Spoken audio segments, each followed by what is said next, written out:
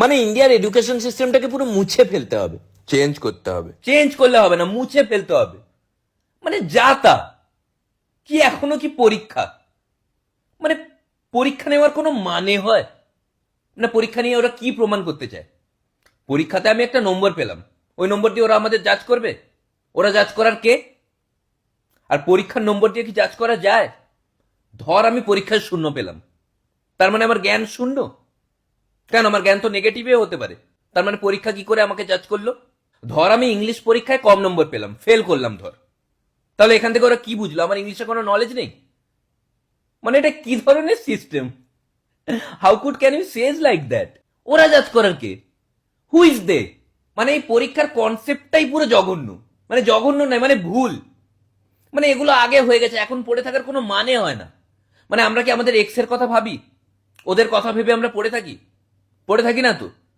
তাহলে পরীক্ষা এক্সামেও তো এক্স আছে, ওটাকে নিয়ে কেন পড়ে থাকবো? কত লেজেন্ড আছে পরীক্ষাতে ফেল করে করেও কোথায় চলে গেছে। পরীক্ষার নম্বরটা অ্যাকচুয়ালি কোনো ব্যাপার নয়। সচিন টেন্ডুলকার পরীক্ষাতে ফেল করেছিল, ইচ্ছে শক্তি থাকলে কোথায় যাওয়া যায়। আমারও ইচ্ছে শক্তি আছে, আমিও চাইলে সচিন টেন্ডুলকারের মতো প্লেয়ার হতে পারতাম, শুধু খেলতে পারি না বলে। এই যে আইনস্টাইন, তো কি পরীক্ষায় ভালো রেজাল্ট করতো? ফেল করতো। কি কি সব জিনিস আবিষ্কার করেছে।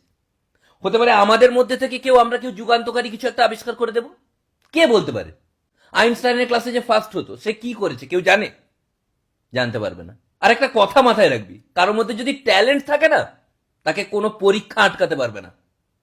তাই হয়তো পরীক্ষা আমাদের আটকে দিচ্ছে। আর এইভাবে হাতে পা রেখে আমাদের বসে থাকলে চলবে না। পরীক্ষার বিরুদ্ধে আমাদের গর্জে উঠতে হবে, একটা বৃহত্তর আন্দোলনে নামতে হবে পরীক্ষার বিরুদ্ধে। পরীক্ষা নিচ্ছ তোমরা, নাও, আমরা না বলছি না, কিন্তু নম্বর দেওয়ার তোমরা কে? Who is you?